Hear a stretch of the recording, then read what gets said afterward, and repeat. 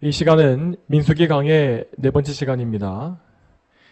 오늘은 이스라엘의 진영이 예표하는 그리스도의 영광이라는 제목으로 하나님 말씀을 증거하겠습니다.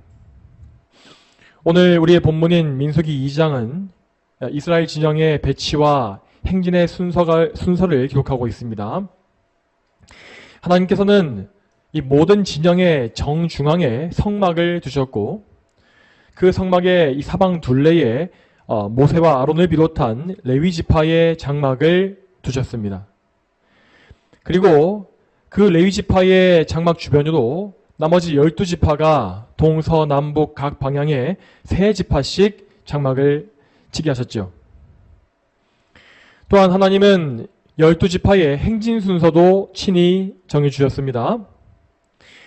만약에 지파들의 행진 순서를 사람이 정했다고 한다면 각 지파의 사람들은 서로 자기 지파가 앞에 서야 한다고 다퉜을 것입니다. 그래서 하나님은 친히 그들의 행진 순서를 정해주심으로써 그 백성들이 아무 불평이 없이 질서정연하게 광야의 길을 걸어갈 수 있도록 섭리하신 것입니다.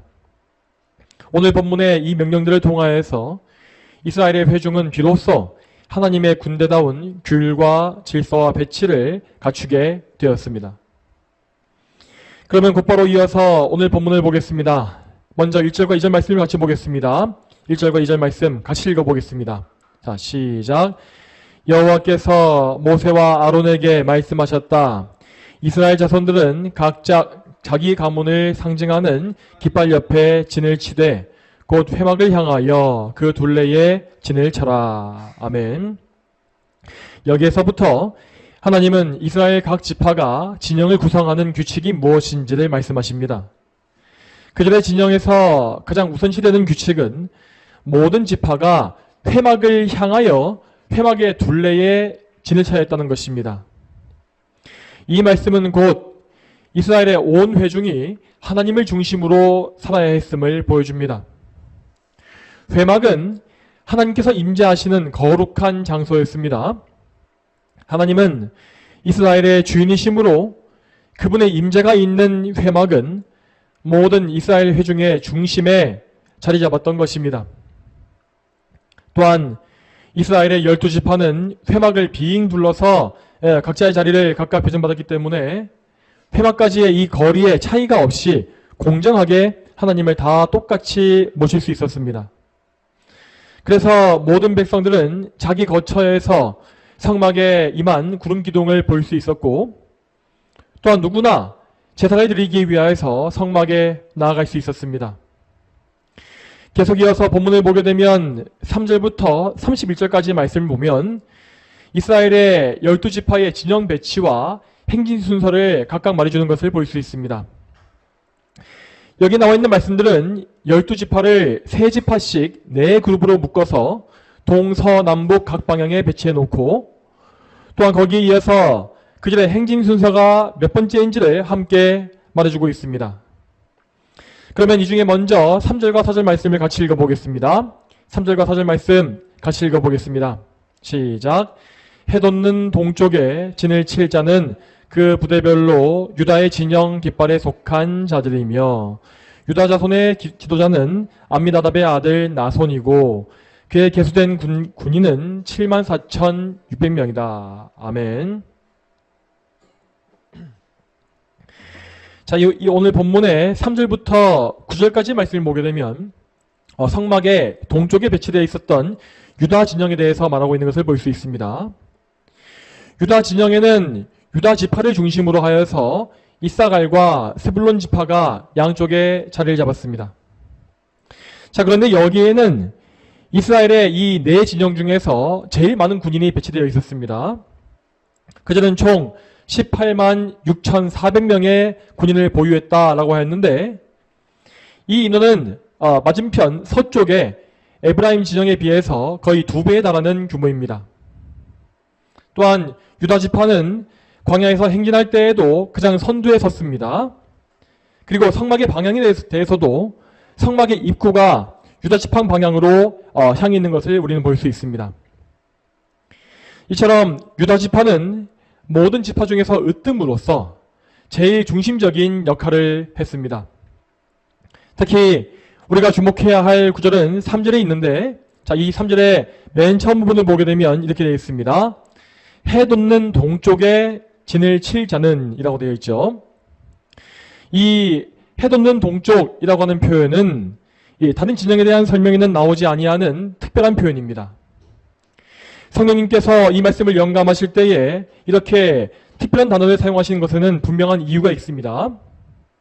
즉, 동쪽에서 떠오르는 태양과 유다지파 사이에 어떤 영적인 연관성이 있다는 것이죠. 자, 이에 대해서 성경의 말씀을 한 구절 찾아보겠습니다. 구약성경 말라기 4장 2절을 보겠습니다. 구약성경 말라기 4장 2절 말씀 같이 읽어보겠습니다.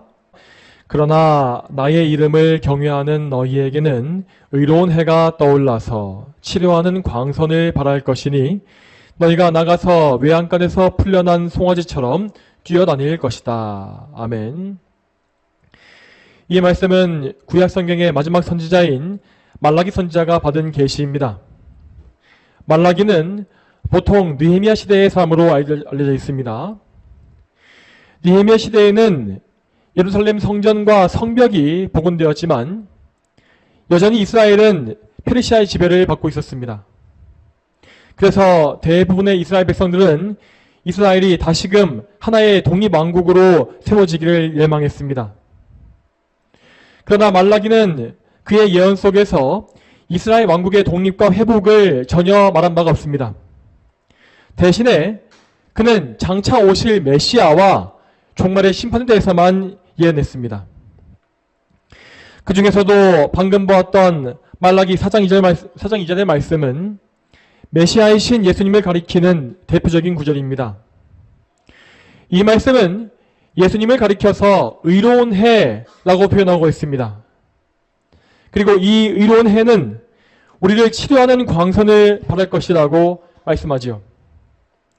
이 예언대로 우리 예수님은 이 세상에 빛으로 오시어서 어둠 속에 앉아있던 죄인들을 환하게 밝혀주셨고, 또한 영적으로 죽어 있었던 자들을 치료하여 살게 하시는 놀라운 은혜를 베풀어 주셨습니다. 이 말씀 이외에도 구약 성경에는 예수님을 세상의 빛과 태양에 비유한 구절이 더 있습니다. 또한 신약 성경에서도 예수님은 이 세상의 빛이요 해같이 빛나는 분이라고 표현되어 있습니다. 이러한 예언과 상징을 통하여서 우리는 유다지파를 통해 오실 메시아의 영광을 보게 됩니다. 유다지파는 그리스도를 배출할 지파로서 예정되었으므로 모든 지파 중에서 가장 높은 지위와 영광을 소유하게 되었습니다. 그래서 그들은 의의 태양이신 그리스도를 예표하기 위하여 해가 떠오르는 동쪽편에 배치되었던 것입니다. 또한 유다지파가 행진의 선두에 섰던 것은 하나님의 백성을 인도해 가시는 그리스도의 사역을 상징하는 것이었습니다. 이처럼 우리는 이스라엘의 진영의 배치와 행진 순서를 통해서도 그리스도 예수님에 대한 여러 예표와 상징을 발견할 수 있는 것입니다. 계속 이어서 본문을 보겠습니다. 자, 본문의 10절과 11절 말씀 같이 읽겠습니다. 10절과 11절 같이 읽어보겠습니다. 자, 시작. 남쪽에는 르우벤 진영의 깃발이 그들의 부대별로 있을 것이다. 르우벤 자손의 지도자는 스데울의 아들 엘리술이고 그의 계수된 군인은 46,500명이다. 아멘. 자, 다음으로 본문의 10절부터 16절을 보게 되면 여기에는 르우벤의 진영이 나와 있습니다. 이 진영에는 르우벤 지파가 중심에 배치되어 있었고 그 양쪽에 갓 지파와 시몬 지파가 각각 있었습니다. 지난주에 잠깐 봤던 바와 같이 르우벤은 아버지의 침상을 더럽힌 죄악으로 인해서 장자의 권리를 상실했습니다. 또한 르우벤의 동생인 둘째 시몬도 살인의 범죄로 인하여서 저주를 받았기 때문에 장자의 권리를 얻을 수 없었지요. 그런 연고로 해서 르우벤과 시므온은 행진의 선두에 서지 못하고 두 번째 자리에 밀려난 것입니다. 이처럼 르우벤이나 시므온 등은 모두 그들의 죄로 인하여서 징계를 받았지만 하지만 그럼에도 불구하고 하나님의 군대에서 쫓겨나지 않았습니다. 그들은 오히려 하나님의 은혜로 말미암아 적지 않은 인구를 보유하게 되었고 성막의 남쪽 진영을 지키는 중대한 임무를 역시 맡게 되었습니다. 다음으로 17절을 보게 되면 여기에는 행진의 대열 중에 레위지파의 순서가 있는 것이 나와 있습니다. 이 말씀 제가 읽겠습니다. 17절 말씀. 그 다음 회막이 레위인의 진영과 함께 그 진영들 가운데서 행진할 것이며 그들이 진을 친 순서대로 각 사람은 자기 위치에서 자기 깃발을 따라 행진할 것이다. 아멘. 이 말씀에 따르면 레위인들은 이스라엘 군대가 광야를 행진할 때에 대열의 정중앙 한가운데에 위치하게 되어 있었습니다. 그러니까 레위인들은 광야를 행진할 때에 앞으로도 6지파가 있었고 뒤에도 6지파가 있었다는 것입니다. 그런데 참고로 민수기 10장을 보게 되면 거기에는 레위인들이 반반씩 나누어서 게르손과 므라리 자손들은 유다 진영 다음에 행진하고 그리고 고핫 자손들이 오늘 본 이 17절의 말씀과 같이 행진의 정중앙에 배치되어 있는 것을 볼 수 있습니다. 이 말씀은 여러분께 나눠드린 이 12지파의 행진 순서 그림 보시게 되면 이해가 바르실 것입니다. 자, 이렇게 순서가 정해진 이유는 게르손과 므라리 자손이 성막의 건물 부분, 그러니까 성막의 껍데기, 이 겉의 천막 부분을 맡았기 때문이었습니다. 그러니까 성막의 이 천막 부분을 맡은 사역자들이 먼저 가서 텐트를 쳐놓으면 그 뒤에 있는 고핫 자손들이 성막 안에 있는 성물들, 그 내용물을 가져다가 배치하는 순서였던 것입니다. 자, 그런데 이것은 단순히 어떤 이 성막을 설치하는 것의 작업 효율성을 위해서만 정해진 순서가 아니었습니다. 우리는 12지파의 행진 순서 한가운데 위치한 언약궤에 대해서 주목해야 합니다. 고핫 자손은 성막 안에 모든 성물들을 다 운반했던 중요한 사역자들이었습니다. 그 성물 중에서도 제일 귀했던 것은 지성소에 안치될 언약궤였지요. 이 언약궤는 여호와 하나님께서 이스라엘 가운데 임재하신다고 하는 사실을 보여주는 가장 중요한 상징물이었습니다. 아무리 이 성막의 겉껍데기, 이 천막 부분을 튼튼하게 잘 설치한다고 할지라도 지성소에 언약궤가 들어가지 않으면 그 성막은 다른 백성들의 천막과 크게 다를 바가 없었습니다. 왜냐하면 하나님께서는 지성소의 언약궤를 통하여서 이스라엘에 임재하시며 또한 그 언약궤를 통하여서 백성들의 죄를 사해 주셨기 때문이었습니다. 그래서 하나님은 당신의 임재를 상징하는 언약궤를 행진 순서의 정중앙에 배치하심으로써 언약궤가 이스라엘 신앙의 중심이라는 사실을 다시 한번 보여주신 것입니다. 자, 또 이어서 18절과 19절을 같이 보겠습니다. 이 말씀 같이 읽겠습니다. 시작. 서쪽에는 에브라임 진영의 깃발이 그들의 부대별로 있을 것이다. 에브라임 자손의 지도자는 암미옷의 아들 엘리사마이고 그의 계수된 군인은 45,000명이다. 아멘. 이 말씀과 같이 성막의 서쪽 면에는 에브라임의 진영이 있었습니다. 여기에는 에브라임 지파를 중심으로 하여서 므낫세와 베냐민 지파가 양쪽에 배치되었습니다. 자, 그런데 에브라임 진영의 이 진영은 다른 모든 진영에 비해서 눈에 띄게 적은 인원을 보유했습니다. 여기에는 총 108,100명의 군인이 있었다고 나와 있는데 이 숫자는 유다 진영의 186,000명에 비하면 매우 적은 숫자에 불과했습니다. 이렇게 에브라임 진영의 수가 적게 개수된 것에는 분명히 예언적인 의미가 담겨 있습니다. 자, 이 에브라임은 야곱을 통하여서 나름대로 많은 복을 약속받았던 지파였습니다. 야곱은 그의 죽음이 가까웠을 때에 므낫세와 에브라임을 품에 안고 축복해 주었는데 그때에 그 중에 동생인 에브라임에게 오른손을 얹음으로써 그에게 더 큰 복을 예언한 바 있습니다. 그때 야곱은 말하기를 므낫세와 에브라임 중에서 동생인 에브라임이 더 큰 자가 되고 에브라임의 후손이 더 많은 민족을 이룰 것이라고 한 바 있습니다. 오늘 이 본문에서도 이 예언은 성취되어서 에브라임이 므낫세에 비해 많은 인구를 가진 것을 볼 수 있습니다. 자, 그러나 우리는 에브라임이 받은 이 복이 어떤 종류의 복인지를 잘 살펴봐야 합니다. 야곱은 분명히 에브라임에게 복을 예언했습니다. 하지만 그 복은 단지 이 세상에 속한 부유함과 양적인 성장만을 말한 것이었습니다. 실제로 이스라엘의 역사 속에서 에브라임의 행보를 보게 되면 그들은 세상적으로는 성공과 번영을 움켜쥐었습니다. 그러나 그들은 영적인 면에서 시간이 갈수록 점점 더 빈약해져 가는 것을 우리는 볼 수 있습니다. 먼저 에브라임 지파는 북쪽의 10지파가 유다 지파를 배신할 때에 가장 주도적인 역할을 했던 지파였습니다. 그 당시에 반란을 주도했던 여로보암은 에브라임 지파 출신으로서 북이스라엘의 초대 왕이 되었고, 이후로도 에브라임은 북이스라엘에서 제일 중심적인 지파로서 권세를 누렸습니다.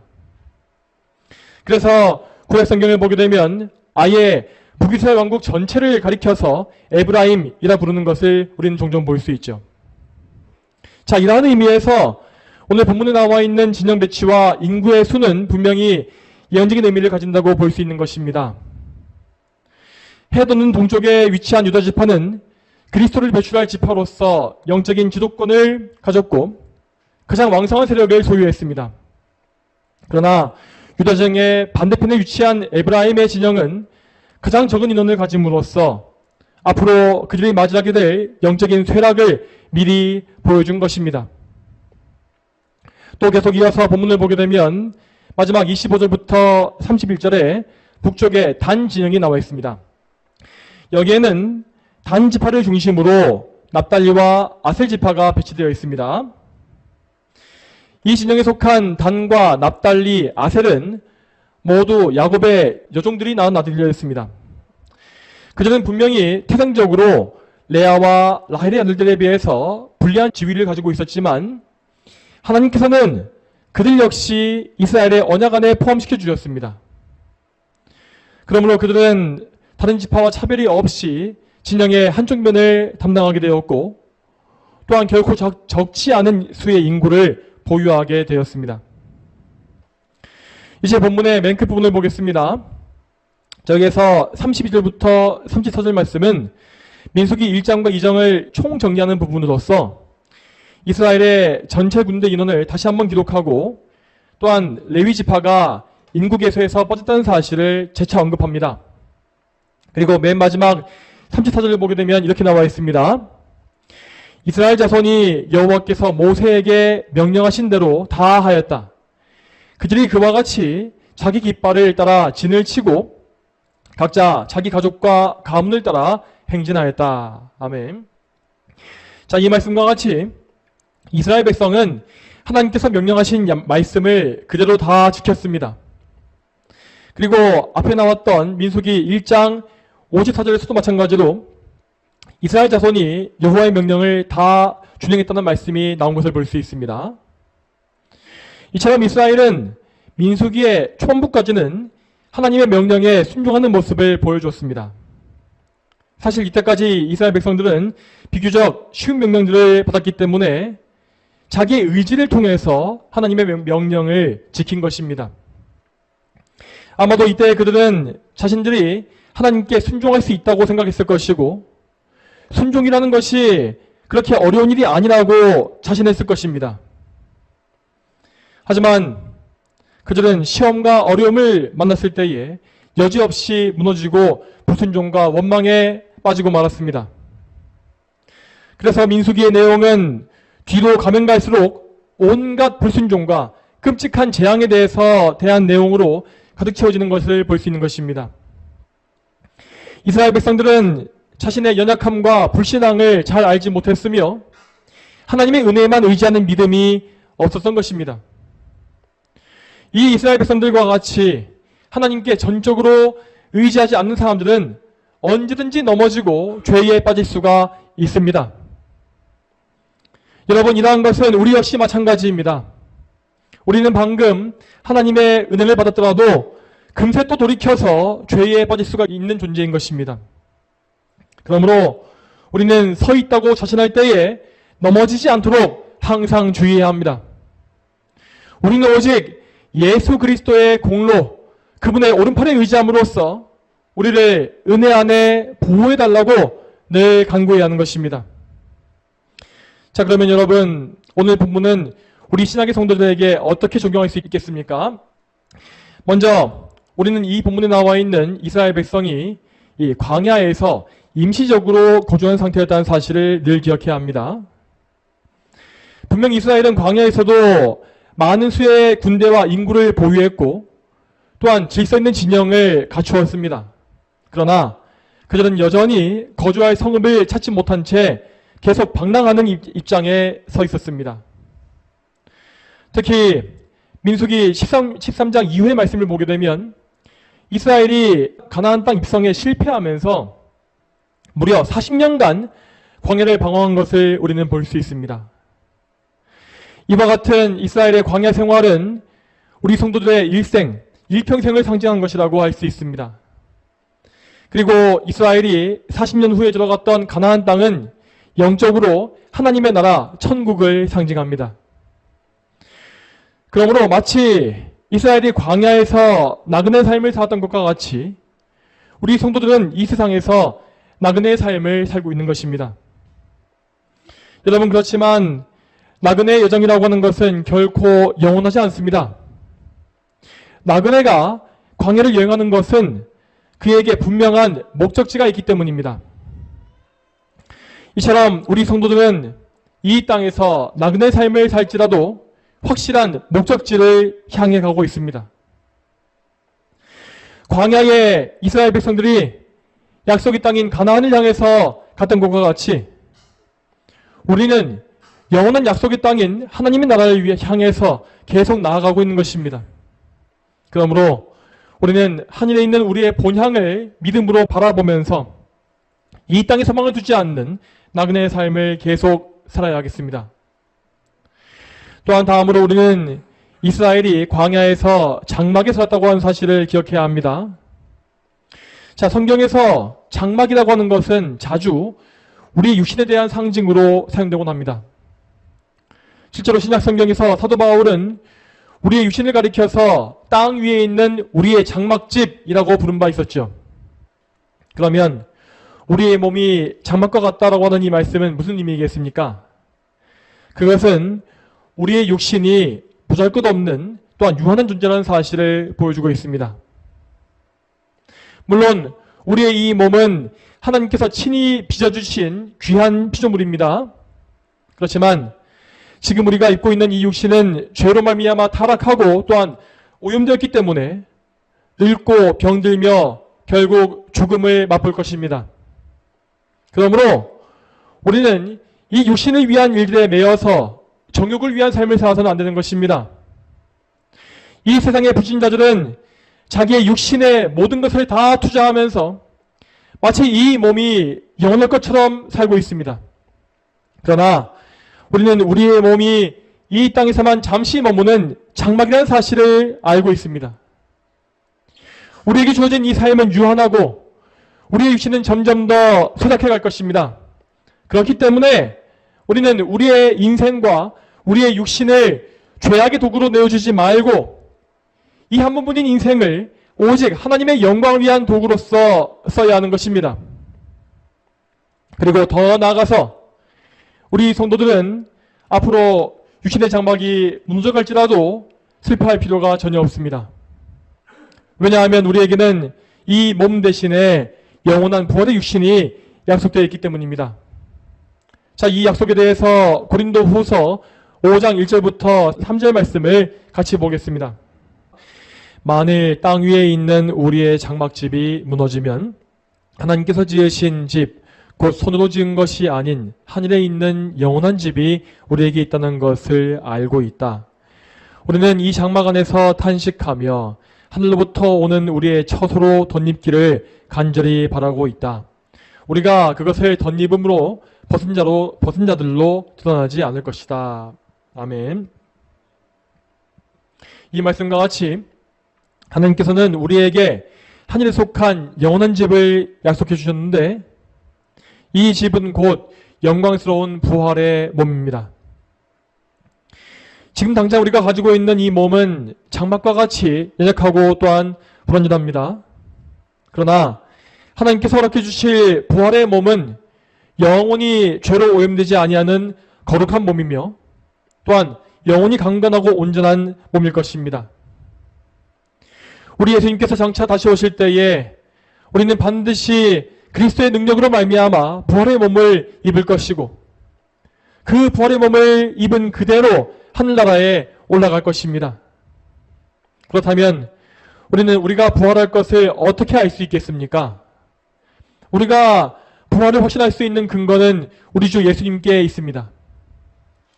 우리는 예수님과 믿음을 통하여서 연합함으로 말미암아 그분과 같은 부활에 참여하는 것이고 또한 예수님께서 받으신 하늘의 영광에도 동참할 수 있는 것입니다.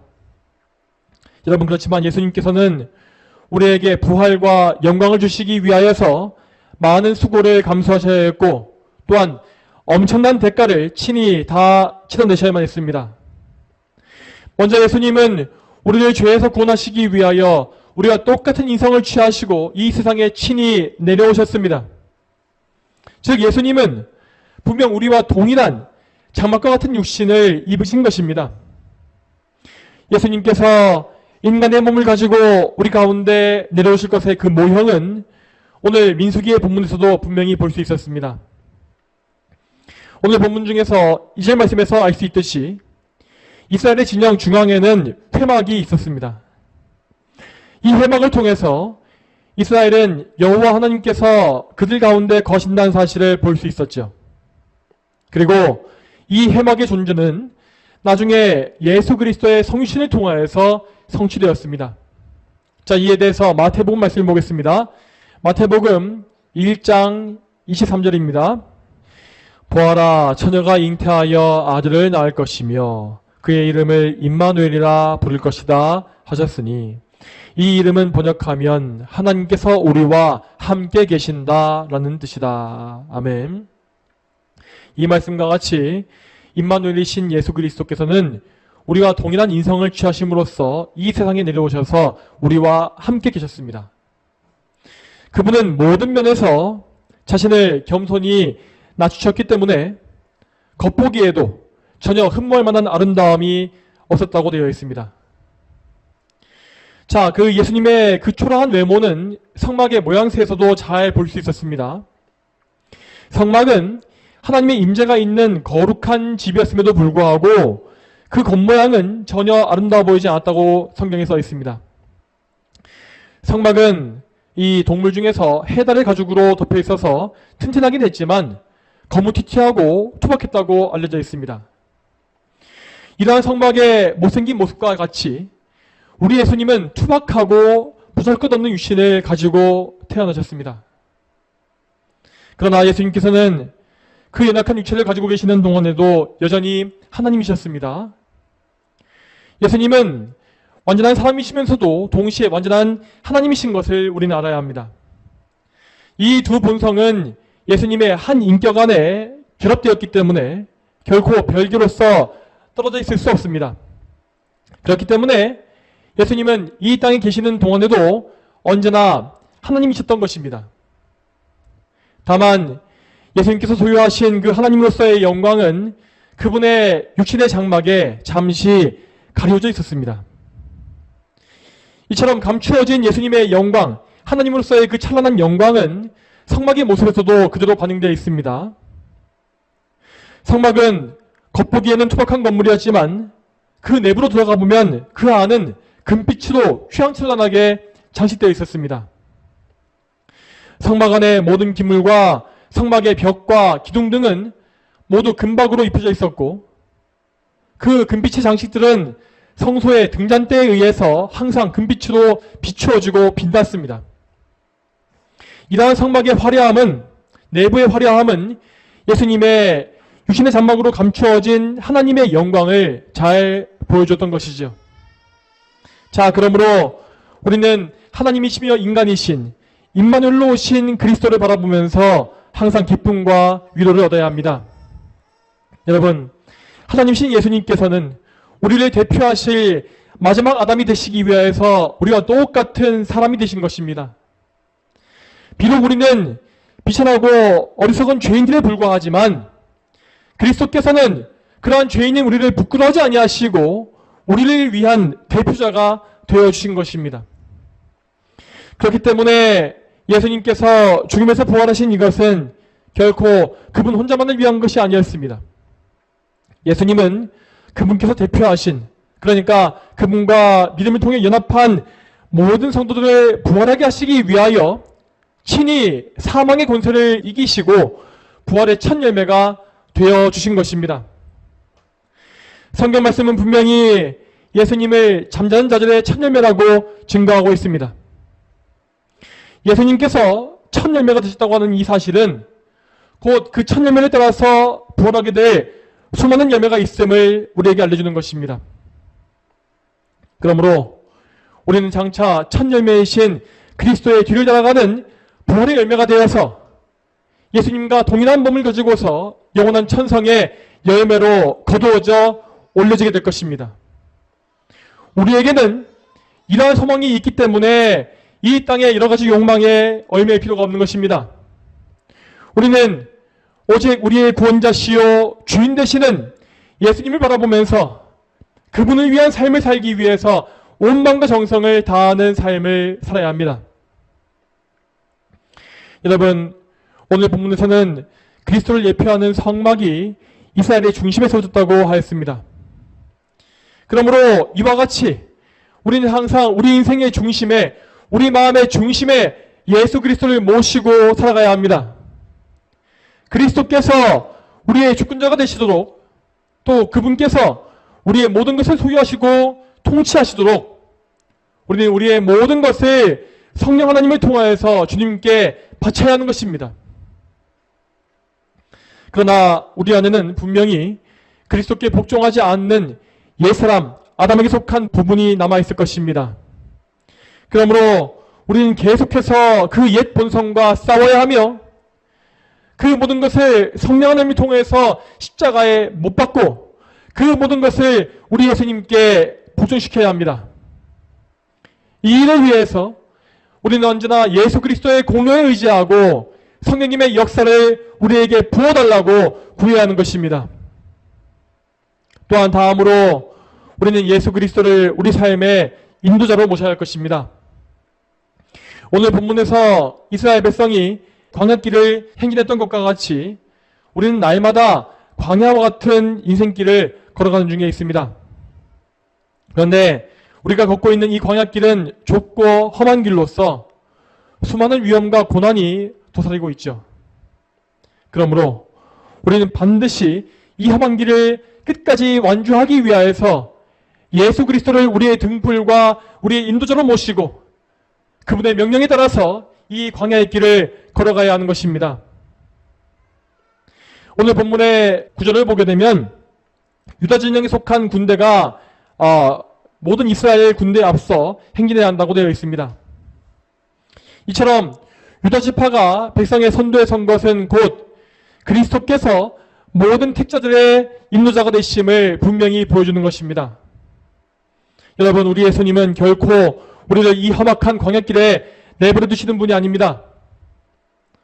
그분은 과거 이 땅에 사실 때에도 우리보다 앞서서 십자가의 길을 걸어가신 분이었고 또한 하늘에 올라가신 이후에도 이 광야길에서 우리를 인도하시는 선하신 분이십니다. 그러므로 우리는 그리스도의 군사로서 그리스도와 함께 그리스도를 따라가면서 선한 싸움을 싸워나가야 합니다. 우리는 이 땅에서의 싸움에서 결코 패배하지 않을 것이며 반드시 최후에는 승리를 얻을 것입니다. 왜냐하면 우리 예수님께서 죄와 사망과 마귀의 권세를 이기시고 완전한 승리, 최후의 승리를 이미 거두어 놓으셨기 때문입니다. 그렇기 때문에 우리는 예수님 안에서 최후의 승리를 이미 확정받은 것이고 이미 승리가 정해져 있는 전쟁을 치르고 있는 것입니다. 물론 우리는 인생 중에서 크고 작은 전투에서는 패해서 넘어질 수 있습니다. 그러나 우리는 넘어지더라도 그리스도를 바라보면서 다시 일어날 수 있고 그리스도께서 주시는 능력으로서 모든 환난과 역경을 이겨낼 수 있습니다. 사랑하는 성도 여러분, 오늘도 우리는 민수기의 말씀을 통하여서 하나님께서 우리에게 주시는 명령을 받았습니다. 이 말씀에서 들으신 바와 같이 여러분은 항상 하나님의 은혜에 의지해야 하고 또한 여러분의 삶의 중심에 그리스도를 모셔야 합니다. 저와 여러분 모두가 그리스도의 인도하심 가운데에서 인생의 광야길을 잘 통과하며 예수님 안에서 최후의 승리를 모두 얻게 되기를 주님의 이름으로 축복합니다. 다 함께 기도하겠습니다. 하나님 아버지, 오늘도 민수기 2장의 말씀을 통하여서 우리가 이 인생의 광야길에서 예수 그리스도를 바라보며 이 삶의 전투를 싸워야 한다는 사실을 알게 하심에 참으로 감사합니다. 하나님 아버지, 우리에게 이 믿음을 주시어서 언제나 우리가 유다의 사자이신 예수 그리스도를 바라보면서 새 힘을 얻게 하시고 언제나 또한 성령 하나님을 의지하여서 예수님을 믿고 예수님과 연합하며 그리고 예수 그리스도의 십자가에 우리의 옛사람의 본성을 못 박아 죽이는 그러한 삶을 살 수 있도록 인도하여 주시옵소서. 늘 주님께서 우리의 중심에 계시고 우리를 앞서 인도하시며 또한 우리가 고난받을 때에도 우리보다 먼저 고난받으신 예수님께서 우리를 항상 인도하시고 보호하시고 위로하시며 늘 주님의 오른팔로 붙잡으사 믿음의 길, 선한 길, 그리고 생명의 길로 인도해 주시기를 간절히 소망합니다. 감사드리옵고 거룩하신 예수님의 이름으로 기도 올립니다. 아멘.